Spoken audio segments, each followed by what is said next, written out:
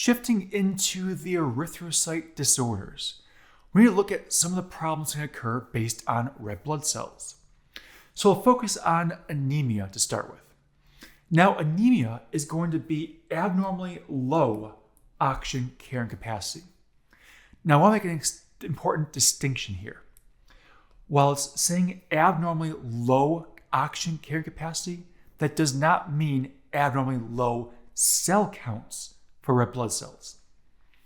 So oxygen carrying capacity might sometimes be different than cell count. Yes, low red blood cell count can mean low oxygen capacity, but sometimes you can have normal red blood cell count and still low oxygen carrying capacity. So anemias are when you're looking at the blood O2 level, so the oxygen level, cannot support normal metabolism. So your body just can't function normally the way it should. Now, these different anemias are broken up in different categories. The first category we're looking at is insufficient erythrocytes. So hemorrhagic anemia is an example. In hemorrhagic anemia, that means you either have an acute or chronic loss of blood. So therefore, you have lower red blood cell counts because you're constantly losing red blood cells. So hemorrhagic anemia. You have hemolytic anemia. Now, in the case of hemolytic anemia, the red blood cells are rupturing or dying off prematurely, which means your body can't produce them fast enough because you keep losing them unexpectedly. So that's hemolytic anemia. In the case of aplastic anemia, you're looking at problems with the red bone marrow. The red bone marrow is insufficient, it's been partially destroyed, but something in the red bone marrow is not working properly enough to make red blood cells. So hemorrhagic, hemolytic, and aplastic anemia, all insufficient amounts of red blood cells. Next category is going to be low hemoglobin content. So these ones, you could have normal numbers, but the amount of hemoglobin is not normal. So we have iron deficiency anemia. In this case, you just simply don't have enough iron. So your body's still making red blood cells, but without enough iron, you can't make enough hemoglobin. You have pernicious anemia. Now, in the case of pernicious anemia, this one's interesting because it's based on a lack of intrinsic factor in your GI tract. So in your intestines, you don't have enough intrinsic factor. Because you don't have enough intrinsic factor, you can't absorb enough vitamin B12. Now, because you can't absorb enough vitamin B12, you can't synthesize enough DNA to make these cells. So the idea of pernicious anemia. So both iron deficiency and pernicious are going to be hemoglobin having the problem. So low hemoglobin counts. Abnormal hemoglobin. So you've made the hemoglobin, it's just not functioning properly. So in the case of abnormal hemoglobin, we're looking at thalassemias. Now, thalassemias is interesting because the globin chain itself either missing or not formed properly. So in this case, the protein aspect of the globin chain is to blame, which means this globin chain doesn't work properly, which means the hemoglobin cannot work properly.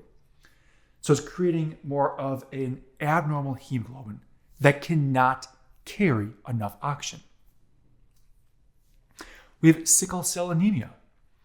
Now, sickle cell anemia is a genetic condition. What's happening here is you have a defective gene.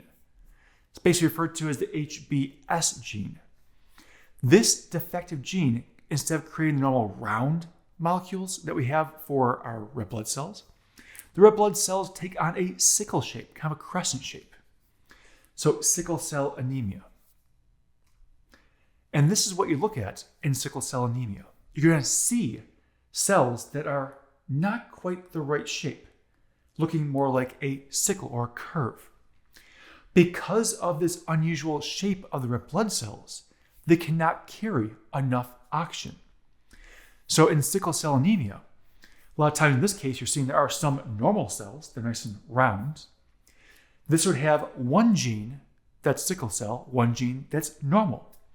So you're going to have, again, remember, two genes make up these things. So in this case, sickle cell, not enough hemoglobin formed properly, causing the abnormal shape of the red blood cell. But those are all the anemias. Now, I shouldn't say all, sorry. There's some of the anemias. We also have polycythemia. Now, polycythemia, instead of having not enough, we have too many red blood cells. The reason this is problematic is because it increases blood viscosity. Now, you can increase red blood cell count naturally and not naturally. The blood doping I have listed here is a not natural approach. It's where someone's injecting red blood cells into their body. By doing this, you're making the blood thicker and potentially causing too much strain on the heart. That's why really blood doping is pretty much illegal for most sports, because it's just too much of a risk, too much damage in the body. Now, I mentioned there is a natural way to elevate the red blood cell count. It wouldn't necessarily classify as polycythemia because you're naturally increasing your blood cells through either a heavy exercise regimen or a combination of that with altitude. For example, certain Olympic athletes or very high-level athletes, where you're training for one particular event, not a long range, but just this is one event or a series of events over a week. They might go up and train at the higher altitudes, up 1.5 miles, 2 miles up in the mountains.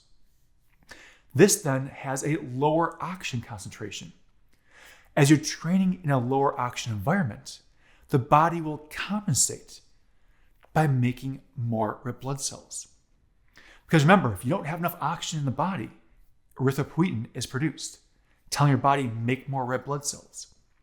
You make more red blood cells to carry more oxygen to raise your oxygen content back up. So it's a way of trying to increase your red blood cell count in the short term. Because once you come back down to sea level, it'll last that way for a little bit, but as those cells die off, your body will not replace them initially because your oxygen content is higher than what you need it to be initially. So it gives a little bit of benefit to the muscles, more oxygen, but then it does wane off over time. So polycythemia is too much red blood cell count. So a few disorders for the red blood cells, showing what happens if they're not functioning properly.